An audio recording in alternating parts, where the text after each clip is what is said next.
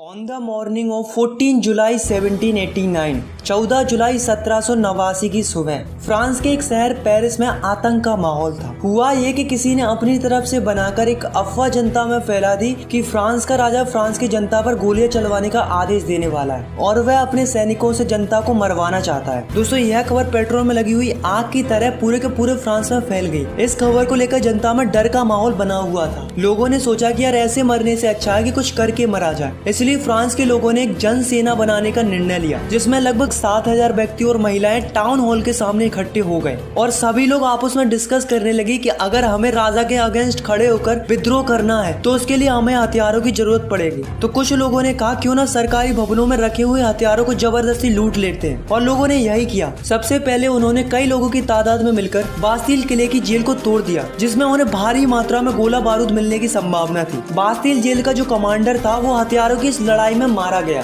और वहाँ उस जेल के हथियारों के साथ साथ वहाँ के कैदियों को भी छुड़ा लिया गया। दोस्तों, वो बात अलग है कि वहाँ पर 7 ही कैदी थे और इन सब ने मिलकर बास्तील किले को गिरा दिया और साथ में उस किले की कीमती वस्तुओं को बाजार में बेच दिया। इन वस्तुओं को उन लोगों ने खरीदा जो इस घटना को अपनी यादों के रूप में सजाना चाहते थे। दोस्तों, ऐसा नहीं है कि इस घटना के बाद फिर कोई घटना नहीं हुई थी, बल्कि इसके बाद कई दिनों तक पेरिस तथा देश के देहाती इलाकों में कई सारी लड़ाइयाँ हुई हैं, जिसका रिजल्ट ये निकला कि जनता रोटी, कपड़ा और मकान की बढ़ती कीमतों का विरोध करने लगी। बाद में फ्रांस के राजा को गिलोटिन से सर काटकर मार दिया गया। तो दोस्तों, ऐसा क्यों हुआ और कैसे हुआ, चलिए जानते हैं।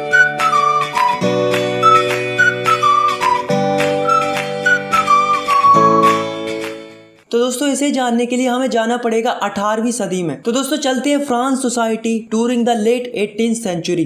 तो दोस्तों, ये बात है 1774 की, जब बूर्बो राजवंश का लुईस 16 नामक राजा राजगद्दी पर बैठा। जब उसकी उम्र मात्र 20 वर्ष की थी, उसका विवाह ऑस्ट्रेलिया की राजकुमारी मैरी एंटोनिएट से करवा दिया गया। बहुत दिनों से युद्धों के कारण उसके महल का खजाना खाली पड़ा हुआ था और बर्सेल के महल की शान शौकत बनाए रखने के लिए राजा को पैसे की जरूरत तो थी। और लुईस 16 के शासन काल में ब्रिटेन से अमेरिका की 13 कॉलोनीज को छुड़ाने के लिए मदद की थी, जिसके कारण फ्रांस के ऊपर 1 बिलियन लिब्रे से भी अधिक कर्ज हो चुका था और 2 बिलियन लिब्रों का कर्ज पहले से था। अब जो कर्जदार थे वो राजा से 10% इंटरेस्ट के साथ मांग करने लगे। इधर राजा के सामने कर्ज की चिंता, ऊपर से सेना का खर्च, राज दरबार का खर्च, सरकारी कार्यालयों का खर्च, विद्यालयों को चलाने का खर्च, इन सब की चिंताएं फ्रांस के राजा को सताने लगी। तो जो फ्रांस का राजा था लुईस 16, उसने क्या किया कि जो फ्रांस के लोगों के ऊपर टैक्स बढ़ा दिया। तो दोस्तों, 18th सेंचुरी में फ्रांस 3 स्टेट्स में बटा हुआ था। पहला स्टेट था क्लर्जी, मतलब वो लोग जो चर्च में काम करते थे। दूसरा स्टेट था नोबिलिटी, मतलब जिसमें राजा और राजा का परिवार आता था। और थर्ड था जिसमें बचे हुए सारे लोग आते थे, जैसे कि जो बड़े बड़े बिजनेसमैन थे, मर्चेंट्स थे, लॉयर थे, किसान थे, मजदूर थे। इस तरीके के लोग थर्ड स्टेट में आते थे। फ्रांस की पूरी जनसंख्या में से 90% किसान थे। तो इसका मतलब ये मत समझना कि इनके पास सबसे ज्यादा जमीन थी, बल्कि ये तो नाम के ही किसान थे। 60% जमीन तो फर्स्ट और सेकंड स्टेट के लोगों के पास थी, और जो थर्ड स्टेट था उसमें कुछ ही लोगों के पास जमीन होती थी जो कि काफी ज्यादा अमीर होते थे। अब दोस्तों, जो पहले और दूसरे स्टेट के लोग थे वो चैन से जी रहे थे, क्योंकि उन्हें कोई भी टैक्स पे नहीं करना पड़ता था। और दूसरी तरफ थर्ड स्टेट के लोगों को सारे के सारे टैक्सेस भरने पड़ते थे,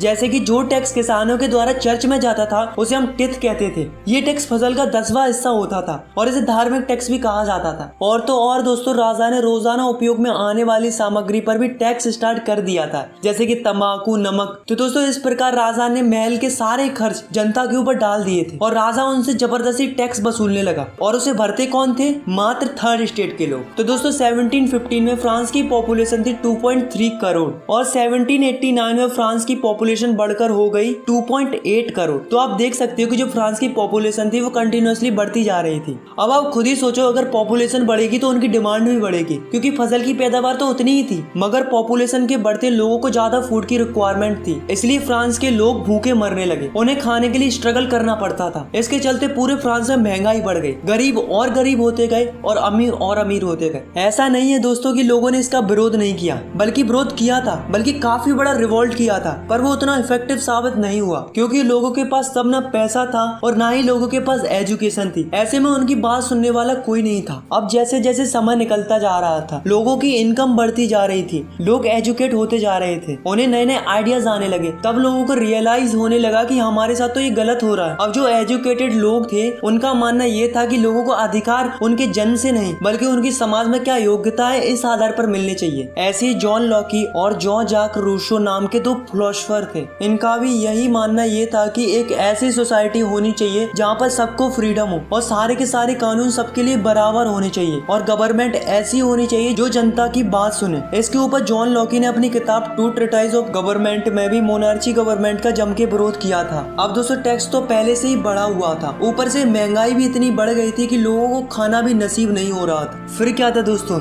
जनता राजा पर भड़क गई और यहीं से शुरू हुआ एक रिवॉल्यूशन। तो दोस्तों जैसा कि आप सभी को पता चल ही गया होगा कि लुई 16 का खजाना खाली हो चुका था, कर्जदारों की मांग बढ़ गई थी और उसको चुकाने के लिए राजा ने जनता पर टैक्स बढ़ा दिए थे। पर क्या आपको पता है कि प्राचीन राजतंत्र के अनुसार कोई भी फ्रांस का राजा अपनी मर्जी से टैक्स नहीं बढ़ा सकता था। इसके लिए उसे स्टेट जनरल की मीटिंग बुलाकर नए टैक्सों के प्रपोजल्स पर मंजूरी लेनी पड़ती थी। तो दोस्तों अब आप सोच रहे होंगे कि जी स्टेट जनरल क्या होती थी। तो दोस्तों स्टेट जनरल एक ऐसी पॉलिटिकल बॉडी थी जिसमें तीनों स्टेट अपने अपने स्टेट से रिप्रेजेंटेटिव भेजते थे, लेकिन केवल राजा ही तय करता था कि ये मीटिंग कब बुलाई जानी चाहिए। तो दोस्तों इसकी लास्ट मीटिंग 1614 में बुलाई गई थी, लेकिन फिर उसके बाद लुई 16 ने 5 मई 1789 को नए टैक्स बढ़ाने के लिए मीटिंग बुलाई, जिसमें फर्स्ट और सेकंड स्टेट ने 300 रिप्रेजेंटेटिव भेजे और जो थर्ड स्टेट था उसने 600 रिप्रेजेंटेटिव भेजे। अब दोस्तों इस सभा में किसानों तथा कारीगरों को अंदर जाने की परमिशन नहीं थी। तो दोस्तों इन्होंने क्या किया कि 4000 पत्रों में अपनी शिकायतें और मांगे लिखकर असेंबली में भेज दी।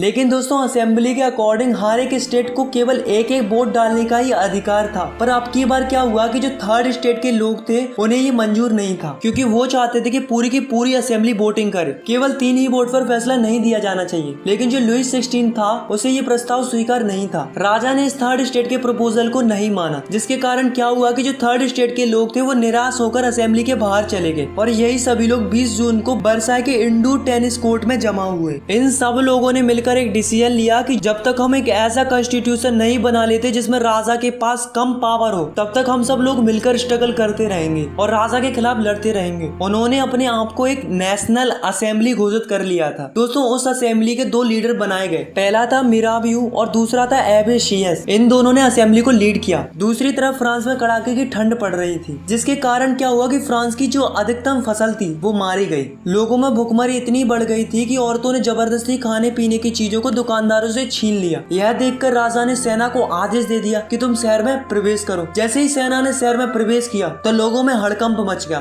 फिर क्या था दोस्तों, लोगों की भीड़ ने 14 जुलाई को बास्तील के किले पर धावा बोल दिया, क्योंकि गांव-गांव में अफवाह फैल रही थी कि राजा ने किसानों की फसलें बर्बाद करने के लिए बाहर से कुछ लोगों को बुलाया है। अब टैक्सों की आग तो पहले से लगी हुई थी, अब लगी हुई आग पर राजा की अफवाह ने पेट्रोल का काम और कर दिया, जिससे किसानों ने गाँव के सरकारी अन्य भंडारों को लूट लिया और साथ में टैक्सों से संबंधित डॉक्यूमेंट्सों को भी जला दिया। आखिर में विरोधी प्रजा की ताकत का अंदाजा लगाकर राजा ने नेशनल असेंबली को मान्यता दे दी। तो दोस्तों आपको तो पता है कि जो नेशनल असेंबली थी वो क्या चाहती थी कि राजा की पावर लिमिटेड कर दी जाए। तो फाइनली 4 अगस्त 1789 की रात को नेशनल असेंबली ने एक ऑर्डर पास किया, जिसमें फर्स्ट स्टेट के लोगों से कहा गया कि आप चर्च के नाम पर जो जमीन लिए हुए हैं उसे वापस कर दें और जो चर्च में फसल का 10वां हिस्सा टैक्स के रूप में दिया जाता था, यानी कि धार्मिक टैक्स टिथ को बंद कर दिया जाए। जिससे क्या हुआ कि गवर्नमेंट को 2 बिलियन लिब्रो का फायदा हुआ। अब धीरे धीरे नेशनल असेंबली ने 1791 में एक नया कॉन्स्टिट्यूशन तैयार कर लिया, जिसमें राजा की पावरों को लिमिटेड कर दिया था और साथ में गवर्नमेंट को 3 हिस्सों में बांट दिया। First legislative, second executive, third judiciary. पहली वो होती है जो कानून बनाती है, दूसरी वो होती है जो ये देखती है कि जो ये रूल्स बने हैं वो फॉलो हो रहे हैं या नहीं हो रहे हैं, और तीसरी वो होती है अगर कोई रूल्स फॉलो ना करे तो उसे सजा देने का काम कौन करती है, जुडिशरी करती है। अब दोस्तों देखते हैं कि 1791 में जो नया कॉन्स्टिट्यूशन बना था वो कैसा था। तो जो फ्रांस की टोटल पॉपुलेशन थी वो थी 28 मिलियन। उसमें से 4 मिलियन लोग ही ऐसे थे जो वोट डाल सकते थे और जिन्हें फ्रांस के लोग एक्टिव सिटीजन्स कहते थे। इसके अंदर वो लोग आते थे जो कि मेल हो और उनकी उम्र 25 साल से ज्यादा हो और जो गवर्नमेंट का टैक्स भी भरते हो, और 3 मिलियन लोग ऐसे थे जिन्हें फ्रांस में पैसिव सिटीजन्स कहते थे, जो कि वोट नहीं डाल सकते थे, जैसे कि बच्चे, औरतें, और वो लोग आते थे जिनकी उम्र 25 साल से कम हो। अब जो एक्टिव सिटीजन्स थे वो वोट डालकर एक जज चुनते थे और साथ में 50,000 इलेक्टर्स चुनते थे। अब जो 50,000 इलेक्टर्स थे उन्हीं में से 745 मेंबर नेशनल असेंबली के लिए बनते थे और जो 745 मेंबर थे वही राजा पर कंट्रोल रखते थे। अब राजा के पास केवल एक ही पावर थी, वो थी वीटो पावर, जिसका मतलब होता है कि राजा की मर्जी के बगैर कुछ नहीं होगा। और जो नेशनल असेंबली थी वही मंत्रियों को कंट्रोल भी करती थी। तो ये जो कॉन्स्टिट्यूशन बना था इसके अकॉर्डिंग लोगों को कई सारे अधिकार मिले, जैसे कि right to life, freedom of speech, freedom of opinion and equality before law.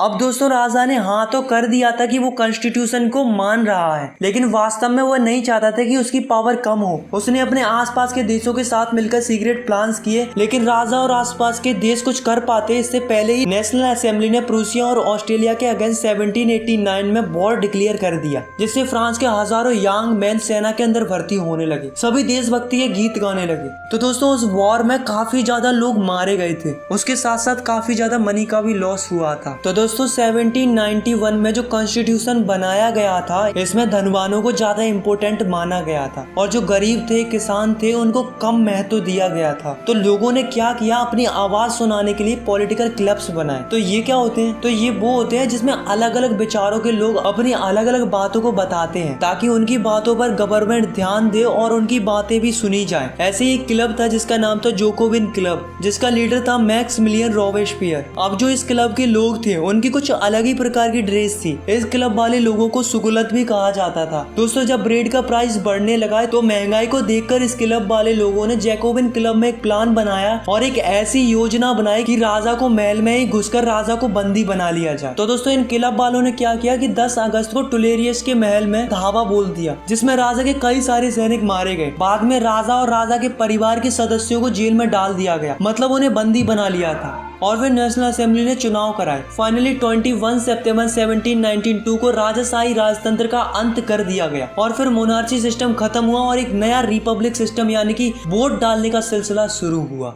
अब जो फ्रांस था वो एक रिपब्लिक कंट्री बन चुका था और जो लुइस 16 था, जो बंदी बना लिया गया था, उसे राजद्रोह के आरोप में मौत की सजा सुना दी गई। फाइनली 21 जनवरी 1793 को प्लेस दी कॉन्कार्ड में राजा को ग्लोटिन से सर काट कर मार दिया गया और सबको वोट डालने का अधिकार मिल गया। अब जो जोकोबिन क्लब की जो सरकार थी यानी कि रोबेस्पियर की सरकार, वो क्या करने लगी कि फ्रांस में जो भी गणतंत्र के खिलाफ होता, चाहे वह उसकी स्वयं की पार्टी का ही क्यों ना हो, उसे जेल में डालकर मुकदमा चलाया जाता था और दोषी पाए जाने पर गिलोटिन पर चढ़ाकर उसका सर कलम कर दिया जाता था। पर जो जैकोबिन क्लब था उसने कम काबिले तारीफ किया था, वो थी एबोलिशन ऑफ स्लेवरी। तो ये स्लेवरी क्या थी, तो दोस्तों फ्रांस की जो कॉलोनी थी कैरिबियन में, Martinique, Guadeloupe and San Domingo, तो यहाँ से क्या होता कि कई सारी चीजें इंपोर्ट होकर फ्रांस के अंदर आती थी, जैसे कि तंबाकू, इंडिगो, शुगर, कॉफी। तो इस तरीके की चीजें यहाँ से फ्रांस के अंदर आती थी। पर प्रॉब्लम क्या थी कि इन चीजों को बनाने के लिए वहां पर कई सारी लेबर्स की जरूरत पड़ती थी और यहाँ से काम करने के लिए वहां जाने के लिए कोई तैयार ही नहीं था। तो इसके लिए जो फ्रांस के ट्रेडर्स होते थे वो क्या करते थे, पहले तो ट्रेडर्स फ्रांस से निकलते थे और अफ्रीकन कोस्ट तक जाते थे और फिर वहां से लोगों को खरीदा जाता था और उन्हें हाथों में हथकड़ियां डालकर अटलांटिक महासागर से होकर करेबियाई देशों तक ले जाया जाता था। वहां पर उनसे जबरदस्ती काम कराया जाता था।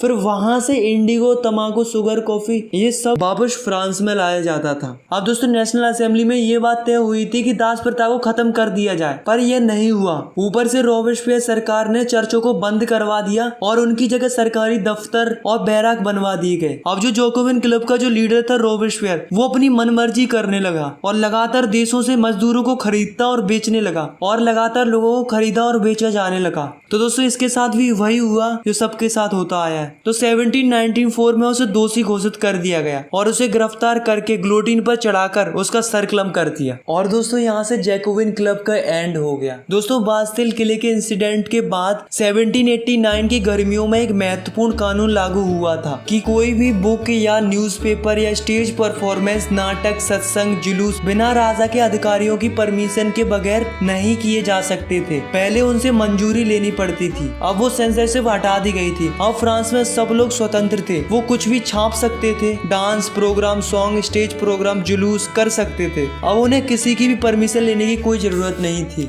अब जो अमीर लोग थे उन्होंने गवर्नमेंट की पावर को अपने हाथ में ले ली। फिर उसके बाद एक नया कॉन्स्टिट्यूशन बना, फिर उसके अनुसार जिसके पास ज्यादा पैसा होगा वही वोट कर सकता था। इस कॉन्स्टिट्यूशन के अकॉर्डिंग 2 लेजिस्लेटिव काउंसिल बनाई गई। इन दोनों काउंसिल का काम था कि 5 मेंबर की बॉडी बनाना, यानी कि एक दूसरे में तकरार होने लगी, जिसका फायदा नेपोलियन बोनापार्ट ने उठाया। 1804 में फ्रांस का एक नया राजा बना जिसका नाम था नेपोलियन बोनापार्ट। नेपोलियन ने पहले तो यूरोप के लिए बहुत कुछ किया तो लोगों को लगा अच्छा है, लेकिन बाद में पता चला कि नेपोलियन तो बहुत ही क्रूअल किंग था। फाइनली 1815 में वाटरलू की लड़ाई में नेपोलियन हार गया। तो दोस्तों आपकी क्लास 9th में इतना ही है। अगर आपको ये वीडियो पसंद आई तो यार वीडियो को लाइक करो, चैनल को सब्सक्राइब करो और भी class 9th। Thanks for watching, take care, bye bye.